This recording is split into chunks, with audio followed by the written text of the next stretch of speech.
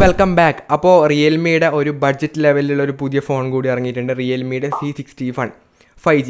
ഇതിനെപ്പറ്റി പറയുകയാണെങ്കിൽ പ്രൈസ് ഇതിൻ്റെ 3 വേരിയൻ്റ് ആയിട്ടാണ് വരുന്നത്. അതിൻ്റെ ബേസ് മോഡലിൻ്റെ പ്രൈസ് 4GB 128GB വേരിയൻ്റെ പ്രൈസ് 10,499 ആണ്. ഓഫർ പ്രൈസ് ഉണ്ട്. ഓഫർ പ്രൈസിൽ നമുക്ക് 9,999 കിട്ടുന്നതായിരിക്കും. പിന്നീട് മിഡിൽ വേരിയൻ്റെ പ്രൈസ് എന്ന് പറയുന്നത് മിഡിൽ വേരിയൻ്റ് എന്ന് പറയുന്നത് 4GB 128GB ആണ്. ഇതിൻ്റെ പ്രൈസ് 11,499.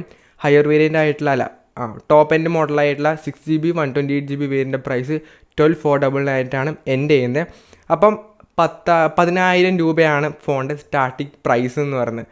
ഇനി ബാക്കി ഡീറ്റെയിൽസ് പറയുകയാണെങ്കിൽ ഡിസൈൻ എന്നത്തെയും പോലെ തന്നെയാണ്, പ്ലാസ്റ്റിക്കിൻ്റെയാണ് ബിൽഡ്. റിയൽമിയുടെ എല്ലാ ഫോണിലും ഇപ്പോൾ കോമൺ ആയിട്ട് കണ്ടുകൊണ്ട് വരുന്ന സെയിം ഡിസൈൻ തന്നെയാണ് ഈ ഒരു ഫോണിൽ വരുന്നത്. യാതൊരു മാറ്റവും ഡിസൈൻ്റെ കാര്യത്തിലൊന്നും തന്നെ ഈ ഒരു ഫോണിലും വരുന്നില്ല. 190 ഗ്രാമാണ് വെയിറ്റ് ആയിട്ട് വരുന്നത്. 7.9 mm തിക്നെസ്സും വരുന്നുണ്ട്. സോ അത്യാവശ്യം ലൈറ്റ് വെയിറ്റ് ആയിട്ടുള്ള ഫോണാണെന്ന് പറയാവുന്ന ഒരു ഫോൺ കൂടിയാണ്.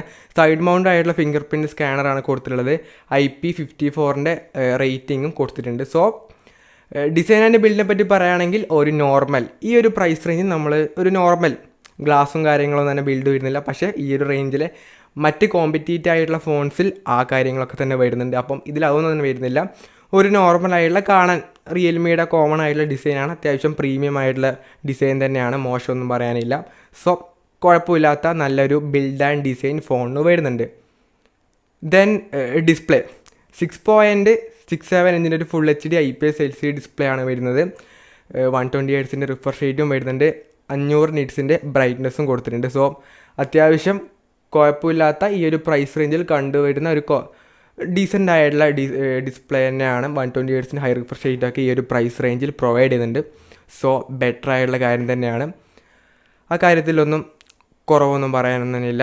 So it's okay. നല്ല ഡീസൻ്റ് ആയിട്ടുള്ള ഡിസ്പ്ലേ സെറ്റപ്പ് ഫോണിന് ഈ ഒരു 10,000 രൂപയുടെ ഫോണിന് കൊടുത്തിട്ടുണ്ട്. ദെൻ ക്യാമറയെ പറ്റി പറയുകയാണെങ്കിൽ 15 MB ആണ് പ്രൈമറി ക്യാമറ. പിന്നെ ഒരു ഓക്സിലറി ലെൻസ് കൊടുത്തിട്ടുണ്ട്. പിന്നീട് 8 MP സെൽഫി ക്യാമറ ആണ് വരുന്നത്. റിയർ ക്യാമറയും ഫ്രണ്ട് ക്യാമറയിൽ നമുക്ക് ഫുൾ HD വീഡിയോ റെക്കോർഡിംഗ് ഒക്കെ തന്നെ സപ്പോർട്ട് ചെയ്യുന്നുണ്ട്. 4K എന്ന ഈ ഒരു പ്രൈസ് റേഞ്ചിൽ പ്രതീക്ഷിക്കേ വേണ്ട. സോ ഫുൾ HD തന്നെ മതി. അപ്പം ഡീസൻ്റ് ആയിട്ടുള്ള ക്യാമറയാണ്. ഈ ഒരു ബഡ്ജറ്റ് ലെവലിലുള്ള ഫോണിലൊക്കെ തന്നെ ഒരു ഡീസൻറ്റ് ക്യാമറ മാത്രമേ ഉണ്ടാവുള്ളൂ. ഈ ഒരു ഫോണിലും അങ്ങനെ തന്നെയാണ്, നോർമൽ ക്യാമറ മാത്രമേ വരുന്നുള്ളൂ. ഇനി പെർഫോമൻസിനെ പറ്റി പറയുകയാണെങ്കിൽ മിയാടെക്കിൻ്റെ ഡയമൻസിറ്റി 6300 എന്ന ചിപ്സെറ്റാണ് കൊടുത്തിട്ടുള്ളത്. ആദ്യമായിട്ടാണ് ഈ ഒരു ചിപ്സെറ്റും വെച്ചുകൊണ്ട് ഒരു ഫോൺ ഇറങ്ങുന്നത്. സോ പുതിയതായിട്ടുള്ള ഒരു പ്രോസസ്സറാണ് ഈ ഒരു ഫോണിൽ വരുന്നത്.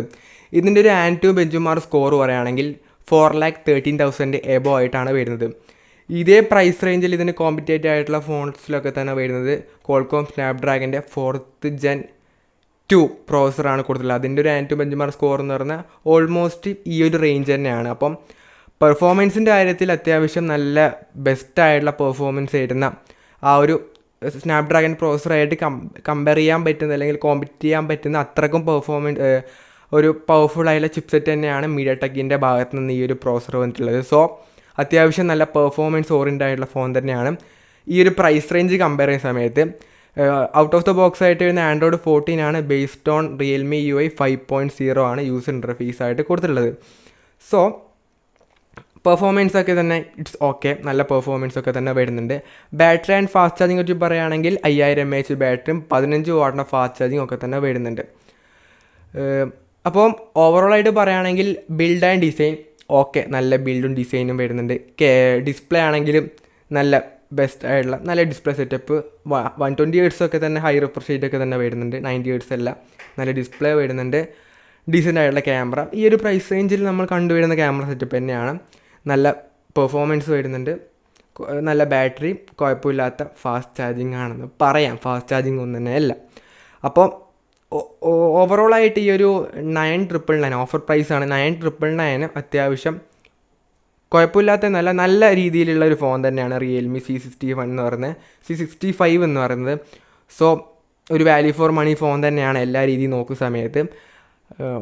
സോ അത്രയേ ഉള്ളൂ, വേറെ കൂടുതലായിട്ടൊന്നും പറയാനൊന്നും ഇല്ല. റിവ്യൂസും കാര്യങ്ങളൊക്കെ നോക്കുക ഫോണിൻ്റെ, എന്നിട്ട് പോയിട്ട് മാത്രം വാങ്ങാം. ഓഫർ പ്രൈസ് ചെറിയൊരു 500 രൂപയുടെ മാത്രമേ ഡിഫറൻസ് വരുന്നുള്ളൂ. സോ അതൊന്നും കാര്യമാക്കേണ്ട ആവശ്യമില്ല. പിന്നീടും പോയിട്ട് വാങ്ങിക്കഴിഞ്ഞാൽ ഫസ്റ്റ് സെയിൽ വാങ്ങേണ്ട ആവശ്യമൊന്നുമില്ല. വാങ്ങിയാൽ 500 രൂപയുടെ ഡിഫറൻസ് വരുന്നുള്ളൂ, വലിയ ഡിഫറൻസ് ഒന്നും ഓഫറിൽ വരുന്നില്ല.